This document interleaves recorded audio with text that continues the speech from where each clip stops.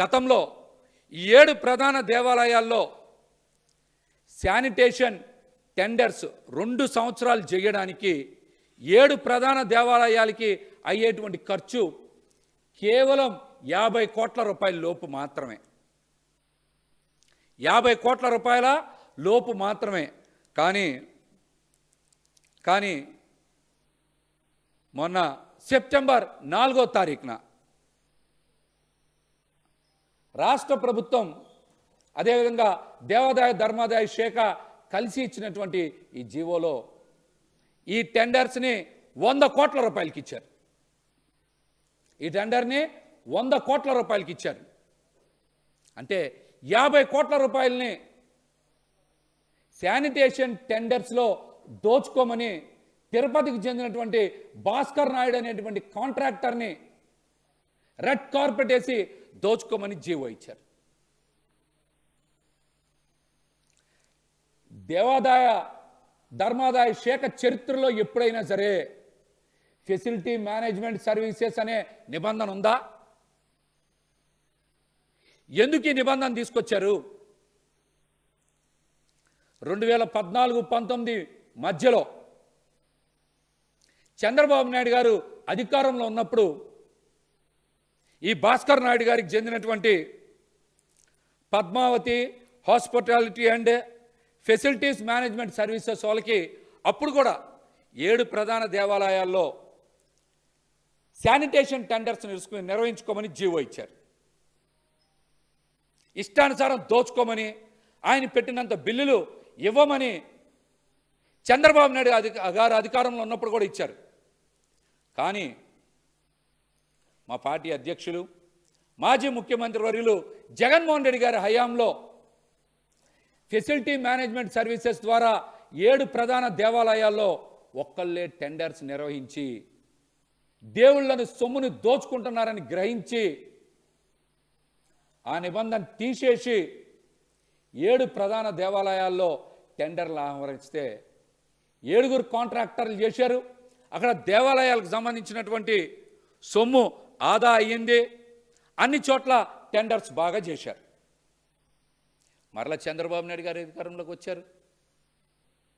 మళ్ళీ భాస్కర్ నాయుడు గారికి చెందినటువంటి Padmavathi hospitality and facility management services వాళ్ళకి మళ్ళీ ఈ దొంగ నిబంధన, ఈ కొత్త నిబంధన ఫెసిలిటీ మేనేజ్మెంట్ సర్వీసెస్ని తీసుకొచ్చి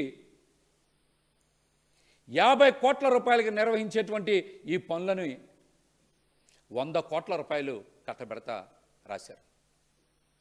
ఈ జీవోలో కూడా ఏం రాశారు తెలుసా?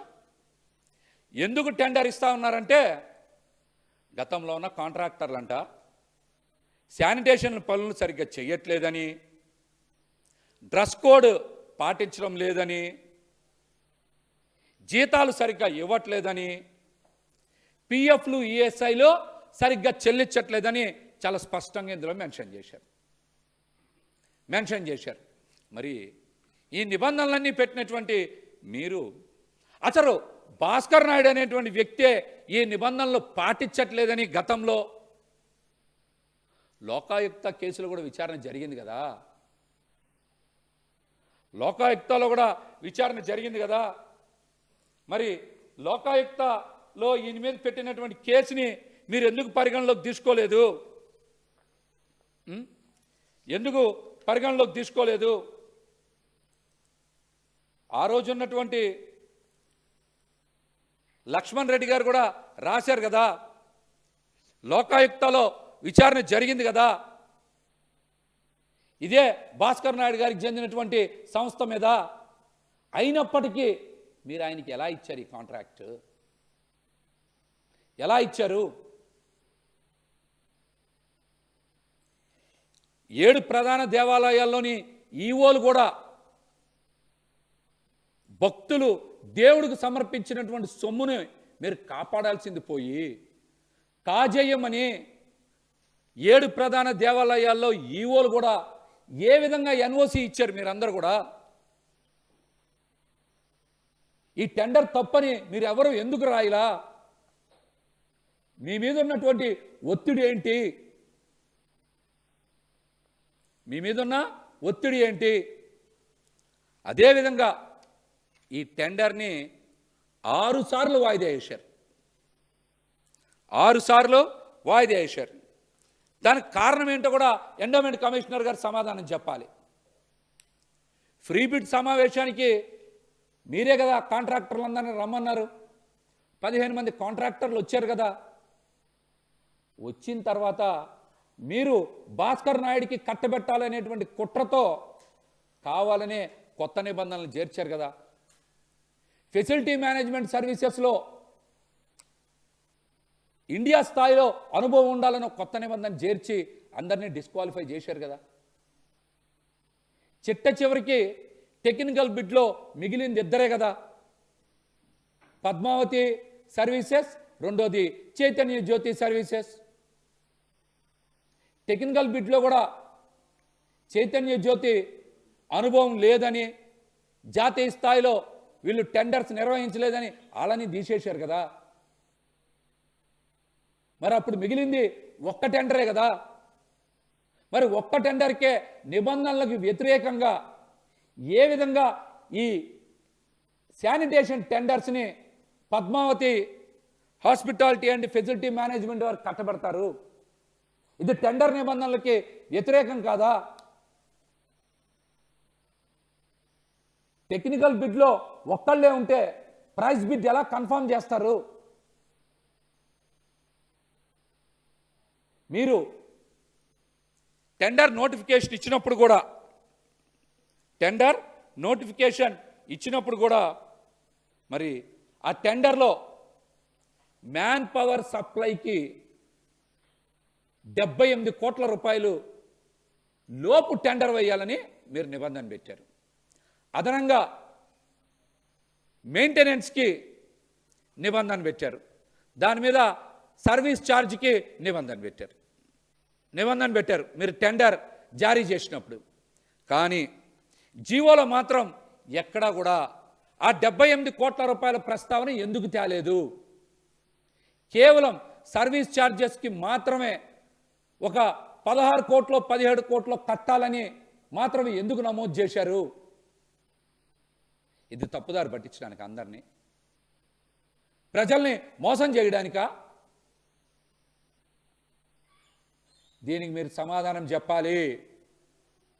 ఈ టెండర్ ఖచ్చితంగా దేవాలయాల్ని దోచుకోవడానికి, దేవుడి సొమ్ముని దోచుకోవడానికి,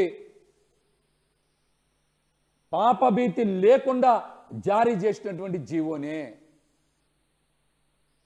దీన్ని ఖచ్చితంగా రాష్ట్ర ప్రభుత్వం రద్దు చేయాలి.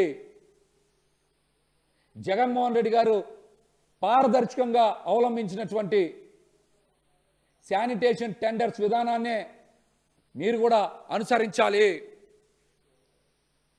7 ప్రధాన దేవాలయాల్లో 7 టెండర్ల స్థానంలో ఒక్క టెండర్ ద్వారానే కట్టబెట్టి 50 కోట్ల రూపాయలు అప్పనంగా కట్టబెట్టేటువంటి మీ ప్రయత్నాలను విరమించుకోవాలి.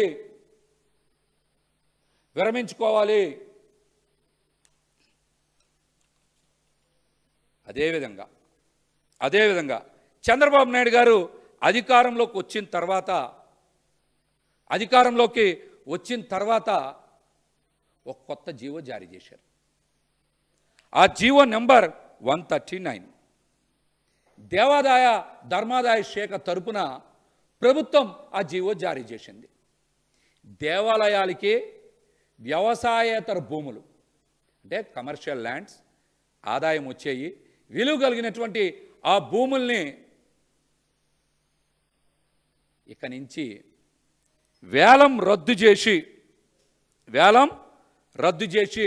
లాంగ్ టర్మ్ లీజ్ 33 yearsకి ఇచ్చేటువంటి విధానానికి వాళ్ళు ఈ జీవో జారీ చేశారు. గతంలో ఎప్పుడన్నా ఎలా ఉందా? వేలం వేసేవాళ్ళు, లీజుల్ని ఆహ్వానించేవాళ్ళు, ఎవరు ఎక్కువ పడితే వాళ్ళకి ఆ లీజ్ ఇచ్చేవాళ్ళు. తద్వారా దేవాలయాలకి ఆదాయం బాగా వచ్చేది. కానీ దేవుళ్ళ సొమ్ము దోచుకోవాలి, దేవాలయాల సొమ్ము దోచుకోవాలి, దేవుడి భూముల్ని కాజేయాలి, సొంత ఆస్తులుగా మార్చుకోవాలనేటువంటి ఒక కుట్రతో చంద్రబాబు నాయుడు గారి ప్రభుత్వం ఈ జీఓఎంఎస్ నెంబర్ 139 జారీ చేసింది. జారీ చేసి వ్యవసాయేతర భూములకి వేలం పద్ధతికి స్వస్తి చెప్పి ఈ రోజున లాంగ్ టర్మ్ లీజ్ 33 years ఇవ్వడం వెనక ఖచ్చితంగా దేవాలయాల భూములను కొట్టేసేటువంటి కుట్ర ఉంది. చంద్రబాబు నాయుడు గారు దేవుడికి కూడా వెన్నుపోటు పొడవగలరని ఈ జీవో ద్వారా మనందరం కూడా తెలుసుకోవచ్చు. చంద్రబాబు నాయుడు గారు దేవుడికి కూడా వెన్నుపోటు పొడవగలరని ఈ జీవో ద్వారా మనందరం కూడా తెలుసుకోవచ్చు. అట్లాగే మీరు చూశారు, ఇదే వారంలో మచిలీపట్నం గొడుగు వెంకటేశ్వర స్వామికి చెందినటువంటి 400 కోట్ల రూపాయలు విలువైన 40 ఎకరాల భూములను కూడా ఎగ్జిబిషన్ పెట్టుకోవడానికి, గోల్ఫ్ కోర్టులు ఏర్పాటు చేసుకోవడానికి దేవుడు మాన్యాల్ని దారాదత్తం చేసేటువంటి ఒక పెద్ద కుట్ర విజయవాడకి ఆనుకొని ఉన్నటువంటి గొల్లపూడిలో శ్రీకారం చుట్టారు.